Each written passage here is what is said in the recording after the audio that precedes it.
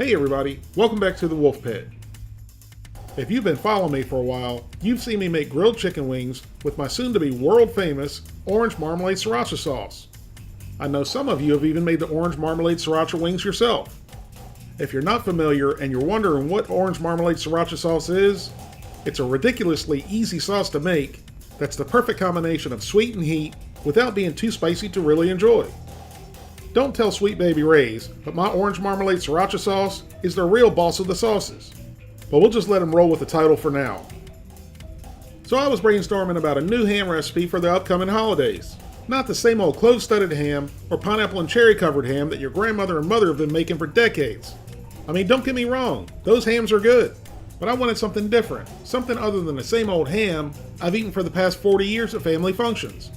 That's when the light went off in my head and I realized the orange marmalade sriracha sauce is the perfect glaze for a salty ham and would turn your ordinary holiday ham into an extraordinary holiday ham with the sweet, subtle orange flavor and mild spice. So let's get started and I'll show you how to make an orange marmalade sriracha glazed ham that will be a new favorite for your holiday dinner table.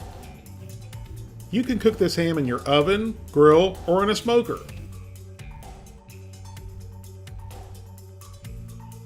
Now preheat your oven, grill, or smoker to 350 degrees.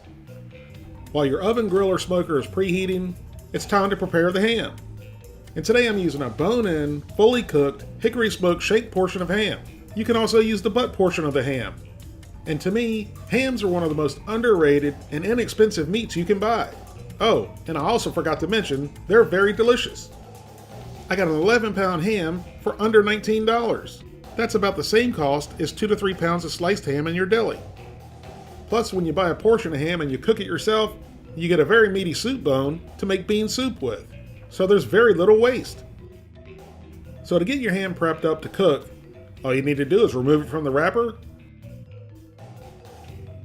and then with a sharp knife or even a box cutter, a clean one preferably, make lateral slices around the ham about an inch apart.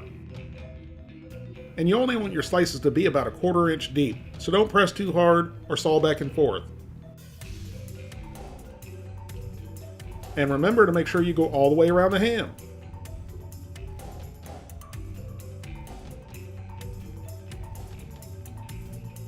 Once all your lateral slices are made, do the same thing by making vertical slices.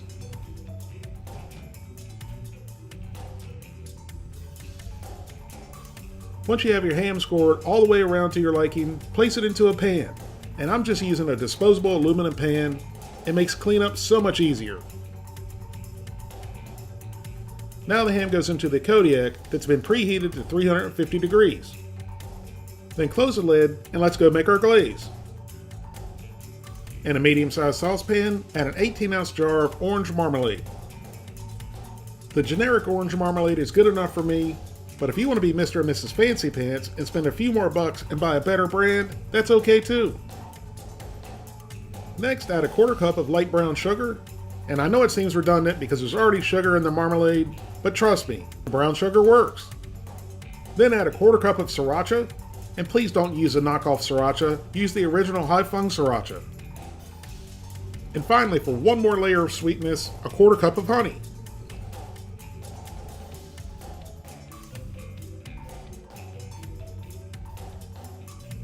Now give everything a good mix.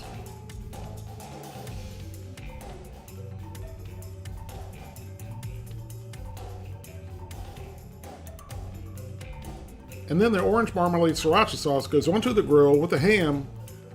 And I also inserted a meat probe into the ham, set to go off at 135 degrees. So this ham should take about 10 minutes per pound at 350 degrees. So that's almost 2 hours. So I'm going to let the ham cook for about an hour and let the glaze heat up, and then after an hour, we'll start applying the glaze. And during that time, I'm going to enjoy a nice frosty cold beverage. Oh yeah! An hour and a few frosty cold beverages later, it's time to start applying the glaze to our ham. And you don't want to glop it on and put too much on at once, because all it's going to do is fall off the ham. So give it a nice light coating of the orange marmalade sriracha sauce until the whole ham is coated. And we're going to repeat this process every 10 minutes for the last hour, or until it reaches 135 degrees.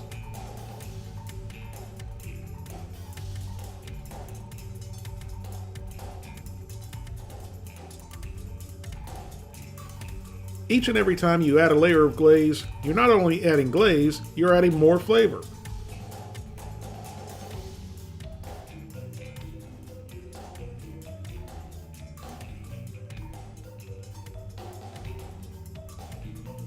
Now, I didn't think you guys wanted to watch me baste it for the next hour, so I went ahead and skipped to when we pulled it off the grill.